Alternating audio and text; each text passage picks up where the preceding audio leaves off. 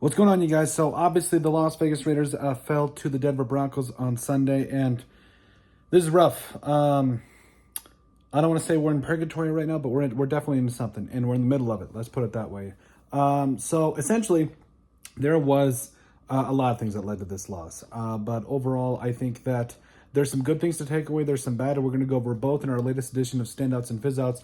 And those of you that are new to the channel, everybody has their own editions of it, whether it's winners and losers, riders and fallers. Ours is Standouts and Fizzouts because of standouts, the players that stood out, and then Fizzouts because of pop. Now, usually we have a Coke can. I've actually been drinking a little less pop. Some of you in the comment section have been kind of asking me to drink a little bit more water, so I've actually been doing that. But let us know what kind of pop or soda you guys drink in the comment section down below, and we'd love to give a shout out. Ours, like, is it the that Pepsi, Diet Dr. Thunder, the Mountain Dew, whatever it is? Let us know in the comment section what kind of pop or soda that you guys drink. But overall, let's get into everything that went on to the Raiders' latest loss against the Denver Broncos, unfortunately. So first off, let's get into winners. For me and my money, Jacoby Myers might be the best player on the Raiders right now, like other than Max Crosby. He really, to me, showed that he might not be necessarily a number one wide receiver, but he is not far behind. 10 for $121. Basically had half of the Raiders' receiving yards. It is what it is. Or it was pretty close to half the receiving yards. It felt like half the receiving yards. But he was a guy that constantly got open and constantly separates himself, and he is the number one right now with Davante Adams traded to the Jets and everything. And so the Raiders, maybe they will have to go after a wide receiver, maybe not, I don't know, because Jacoby Myers played very well today, and he showed that he can create separation, he can make defenders miss, and he can definitely make plays for your team when they need it. Also, Trey Tucker, 7 for 82 was pretty solid as well.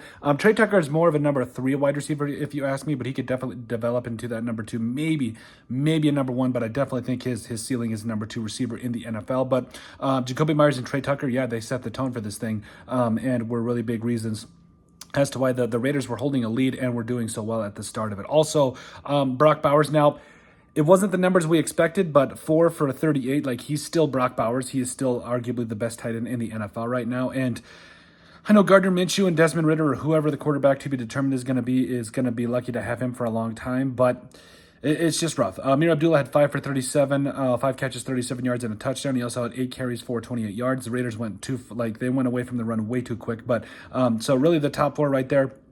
Was really good to see that the passing game was working for the Raiders. As far as the rest of it, so Sincere McCormick looked pretty good. He had 5 for 33. Again, the Raiders just abandoned the running game too soon. I really didn't feel like this was a game where like they were out of it that much where they still couldn't run the ball, but it is what it is. Also, the play call on that fake punt with A.J. Cole, who completed that 34-yard pass to Divine Diablo. Divine Diablo, the receiver, is a standout in this one for me. He's definitely a standout, caught that 34-yard pass, and I love the play call, and the Raiders staying aggressive. They've got nothing to lose, and they played like that to a certain degree today, so I really like seeing that. As far as the defensive side of the football, it is very difficult for me to be on it, for me to give a standout award to anybody on the defense. Now, the first half defense was fantastic. The Raiders were in the right spot a lot of times, and Bo Nix was struggling to find his footing there, and things were looking really good. But after that, things definitely started to go downhill. But Tyree Wilson added another sack. Take that, all of you in our comment section that said he's not balling out right now. He's had 3 sacks in the last 4 games, and he has definitely made more of a case to get more snaps and at least really just see what he has. But it's really good to see him doing the thing out there. Also, Adam Butler had a couple of pressures. Really good to see still this interior. Like, I know that the Raiders, other than Tyree Wilson, didn't register a sack. They're still getting pressure on Bo Nix. They just couldn't get home, which I think that's more of the secondary. Like, I really don't know what it is. I think it's like not enough pressure, but also the secondary not making enough plays. We'll get into that Fizzouts, but overall, that's really what it came down to is, you only get 1 sack from Tyree Wilson, and we got to see a lot more. Fizzouts, get ready. So first off, Gardner Minshew. Now, I struggled with where to put Gardner Minshew because he wasn't horrible. 25 of 42 for 230 yards, a touchdown, and a pick. That interception, I don't know if he got hit on that play. I couldn't quite see, or if it was just that bad of an overthrow. But, oh boy. He actually didn't play that bad in the first half. He actually played very respectively and efficiently, but he always makes that one mistake. Like, he's always going to throw at least one bad throw to the other team a game, and it's frustrating because he has such a great first half, or at least an efficient first half, that gets you pumped, and then he comes out and does that.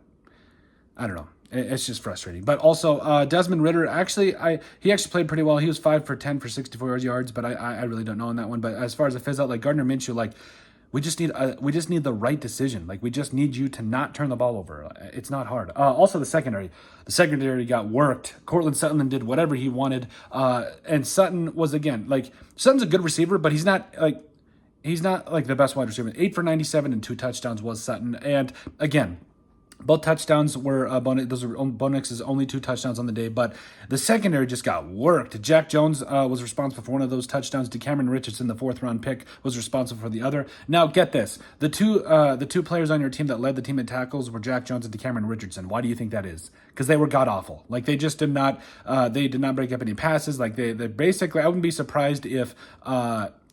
Looking back on it, I wouldn't be surprised if the Broncos completed on all passes against Jack Jones and DeCameron Richardson. Like, it was just not a good day. You could see them with their heels right at the sticks to get first downs, and it was just they weren't making plays on the ball. Like, DeCameron Richardson looked sluggish. He looked a step slow out there. So, it was rough for the rookie. Hopefully, he can bounce back and do some different things. Even Isaiah Palamau, where he had 6 tackles, and they were definitely picking on him as well. So, it was rough. Even DeCameron Richardson on that out to, I think it was DeVay, I don't think I'm pronouncing that correctly. Maybe I'm not, but it was that out route to Vele, where it clearly wasn't his guy, and I think that Darnay Holmes was a little upset with that and was trying to tell him, hey, rookie, that's not your guy. Get the guy in front of you that just got the first down. So learning. I definitely think it's learning tape and everything, but it's rough. I think that the Raiders are, they've got some good things on this team, but they also have some players that definitely aren't going to be on the team next year. So rough to watch, but, I think that the more and more we watch, there's some bright spots, but it might be a tough ride for the rest of the season. 2-9 are the Raiders.